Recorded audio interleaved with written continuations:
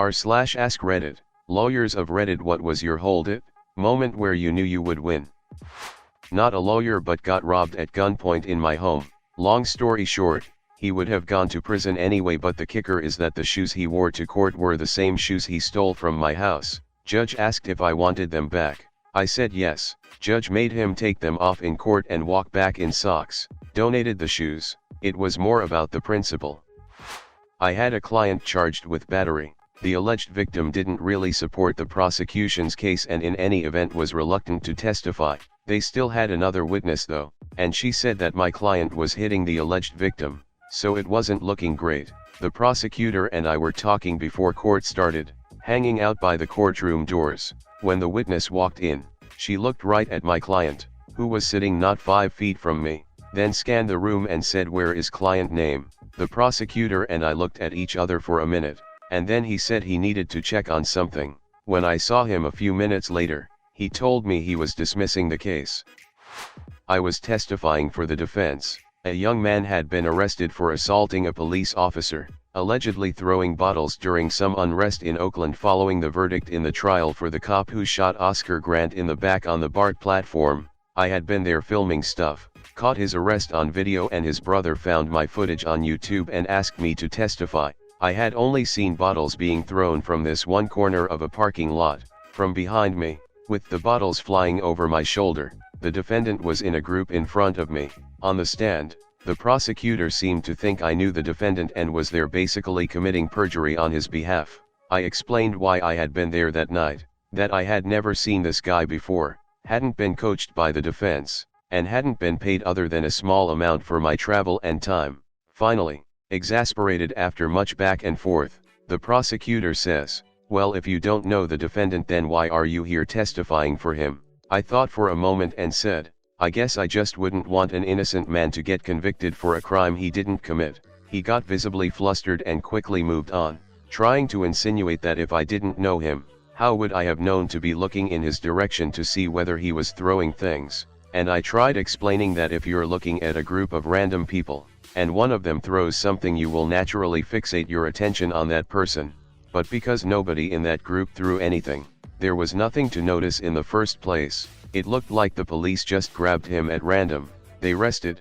The defense attorney bought me lunch down the street, and then he got a call from his colleague that the jury took all of 10 minutes to return a not guilty verdict on the assault charge. They said my response was legendary though, and that no attorney should ever ask a question they don't already know the answer to. This guy just seemed to have a narrative about a prior relationship to the defendant that he assumed was accurate, and was trying to call my credibility into question.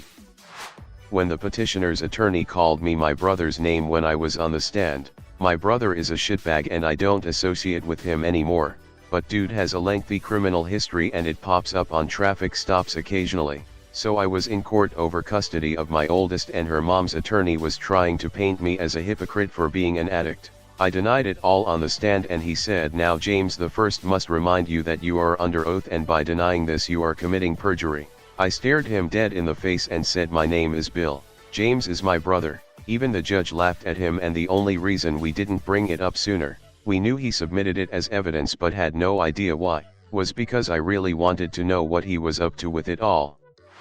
We had some huge issues with the landlord, trying to enter without letting us know beforehand, not answering to fix issues, very aggressive when talking with us. When he decided to sell the place, he didn't check with us about the visits and just showed up randomly with potential buyers. We told him to get lost. He eventually left but called us the same evening to threaten us. We sent emails to remind him of our rights as tenants, and he answered by threatening us some more. In an email, we eventually end up in small issues court, not from the US, don't know the name, and he fabricates a story about how we are terrible tenants and we try to discourage buyers. We just showed the judge the emails as well as the open complaint to the police we filled a few days earlier. The judge couldn't believe it and gave him a formal warning, gave us 3 free months of rent. In the end the guy just used a real estate company to sell the place. All went smoothly and we still live there with lovely landlords that aren't completely bonkers. My client was riding his motorcycle on a relatively calm street when this guy exited his garage, without looking, and run over him. In deposition, the guy brought a witness that was with him on the passenger seat. The whole time, the witness maintained that my client was driving too fast and that there was no time to brake the car. I asked him the same question a few times in different ways, making him tell the story again. In the fourth telling, he, already a bit frustrated, let it slip. Look, I've already told you, we were exiting the garage and, as soon as I lifted up from getting my cell phone on the car's carpet, wait, so you didn't even see the crash, there was no coming back from that.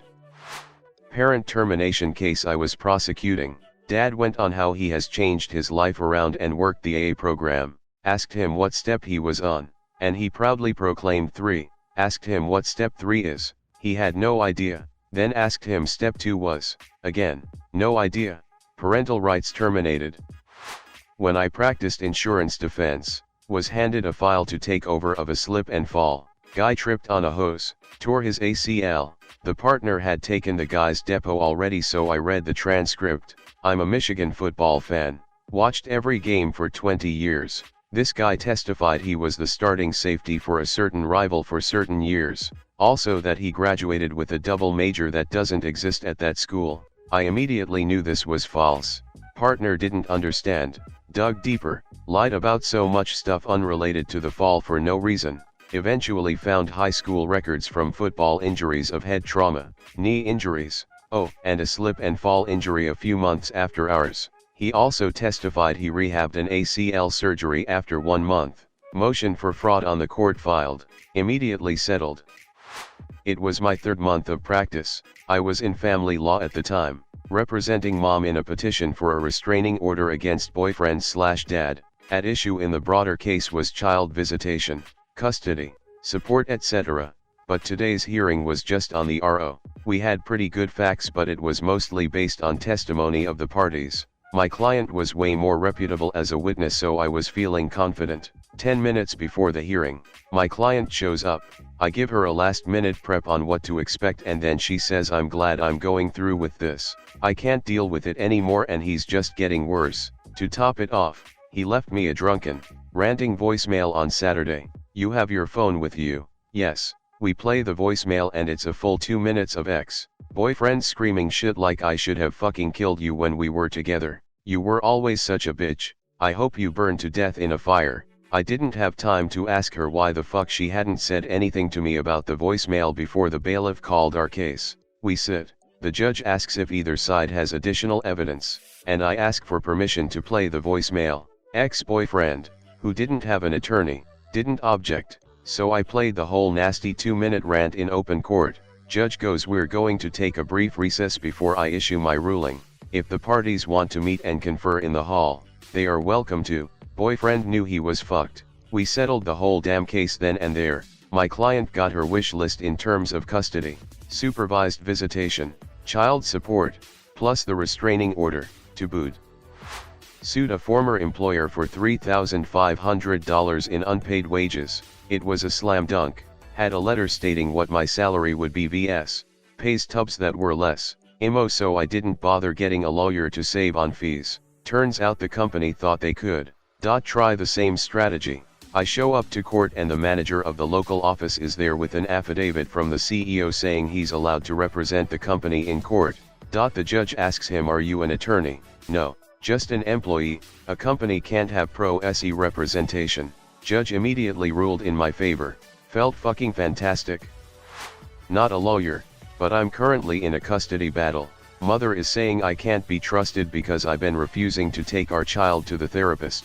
The therapist testified I couldn't bring our child in because therapy must have both parents' consent, and mother has retracted consent.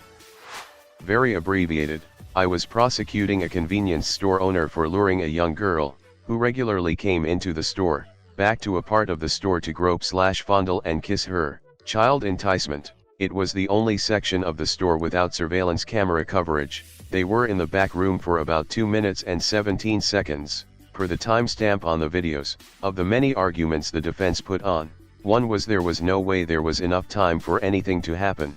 In my rebuttal on closing, I asked the jury to imagine what could happen in the room in that amount of time, and I asked them to all close their eyes while I timed out 2 minutes and 17 seconds on my watch. In silence, after about 60 seconds 2 of the jurors started crying. Knew it was going to be guilty right then. I represented an elderly Indian couple, who didn't speak English very well and owned a rental property. They had a tenant at the time who had not paid rent in over 6 months. They had tried to evict her on their own, but when they got to court, the tenant produced some hand-written notes which they had given her the year prior thanking her for payment, but they failed to date the notes. Of course, the tenant added recent dates herself. The tenant also produced a partial certified check receipt, but most of it was illegible. Anyway, because of their poor English, they had difficulty understand the questions and giving intelligent answers, so they lost the initial case. They hired me to help address all of the various lies that the tenant was putting forth. Anyway, we refiled. I had my clients pull the banking records, so we could show the date that the certified check was actually deposited into their account. The plan was simple: let the tenant make the same arguments and then present the banking statements showing the deposit date. My clients also found a photocopy of one of their notes, but it was undated, unlike the copy the tenant presented the last time. Well, when the judge finally understood that the things the tenant had presented occurred the year before, his cheeks turned bright red and he asked the tenant, "What year did you make this payment?" The tenant started saying something like she couldn't be exactly sure when, and the judge cut her off again in a very loud voice. What year? Needless to say, the clients got their eviction granted. Bonus content: when the tenant arrived at court, I watched as she got out of her car, walked to the back and pulled out a wheelchair and proceeded to stay in that wheelchair until the case was over. Once the judge left the courtroom, she folded up the wheelchair and carried it to her car, mumbling that she hates #hashtagging lawyers. Anyway, that was a very satisfying day. I worked on a case involving defective processors. In discovery, we got emails from the defendant's engineers that had worked on the processors. They were in an Asian country, but the emails were in English because they were going to US executives. One of the more senior engineers basically laid out the exact defect we were suing over, explaining what the problem was and why it was their fault, and finishing with, "This is big problem. We ship crap to customer." Needless to say, we hit them over the head with that in mediation, and they settled shortly after. My mom hit a guy on a bike with her car in a parking lot. She claimed he hit her. She also wanted to counter-sue the cyclist for scaring her. In her deposition, she started every sentence with, "When I hit him." Not during trial. Happened to me personally. I got into a car accident. Another driver crashed into my car. The driver was such an asshole, talking tough, blaming me, saying that he knew a bunch of lawyers. And here's the kicker: he threatened that he was going to take me to court. I'm a laid-back dude in contrast, and I was cordial to him. We went to the police station and made our statements to the traffic investigator. I didn't have a dash cam at the time, but a day later I got a copy of the CCTV footage that was looking directly at the scene of the accident. I showed the investigator the video, and he was absolutely stunned how wrong the other guy was. At that point, I told the investigator that I was an attorney, and that I'd decide if I wanted to take the matter to court.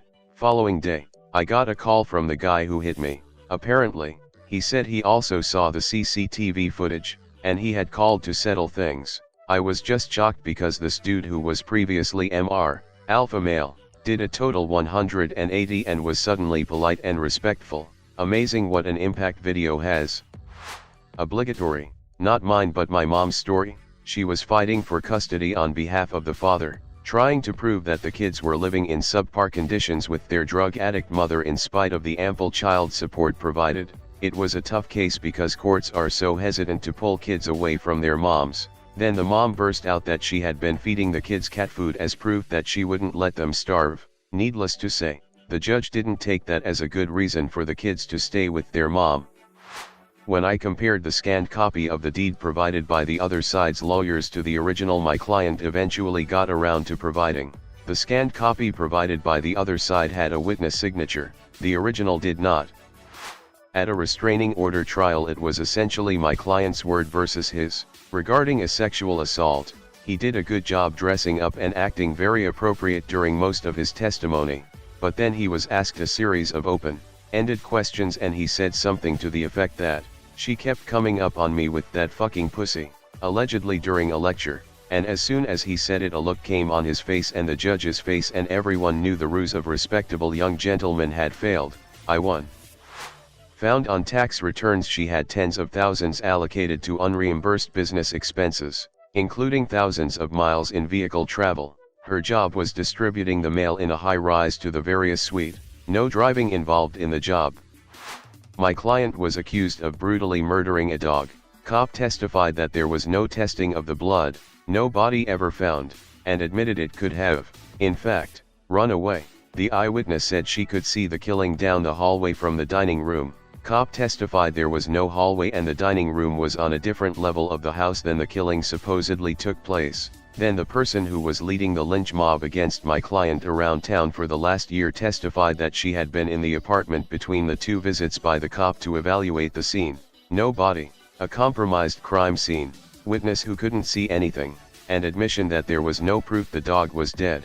Closing argument lasted 3 seconds. Your Honor, I'm asking for an acquittal. Edit.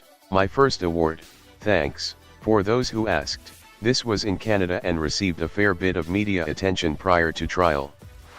Not a lawyer, but we had no evidence that the woman who slammed into my stopped car going 85 miles per hour was drunk. Until she indignantly admitted it on tape in her deposition. She busted into my deposition and demanded she go first because I was a lying bitch. She excitedly told my lawyer that the police report was wrong because it said she was coming from the movie theater when she was actually coming from her friend's bar. Did you have anything to drink at your friend's bar? Of course. How many drinks? I don't know. They just keep my glass full. Did you take any medicine that day? Methadone and low blood pressure medicine.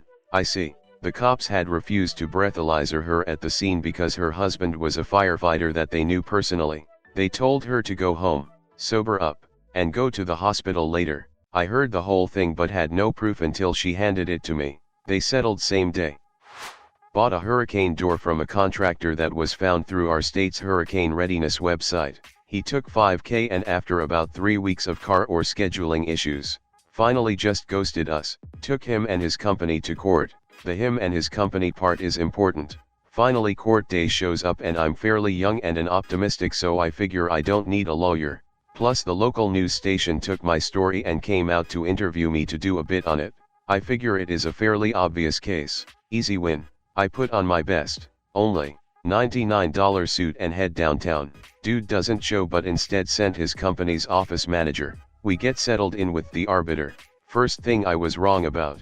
Oh shit, not court with a judge and shit. And the office manager starts in that they deny my claims and in fact are counter-suing me for canceling the contract. I start to sweat, like oh shit, they're going after me. What happens if they believe them? I'm going to be out $5,000 and have to pay them more. FML. The arbiter listens to her and then asks me to tell my side. I told him, plus showed documentation of what I had did and when. Arbiter dude looks at her and says he has enough to prove you wrong by even if he didn't. Because your boss Michael blah blah couldn't even be bothered to show up when he himself was specifically named in the suit. I'm ruling in the plaintiff's favor. Cue me trying not to happy dance or look too smug before I got out of that room. Side note, just because you win a judgment against someone, that doesn't mean you will get paid. You still owe me $5,000 Michael. Thanks for watching. Comment suggestions for any future videos and make sure to subscribe to not miss out on any more good content. I upload daily videos from r/AskReddit, and if you liked the video, make sure to like the video.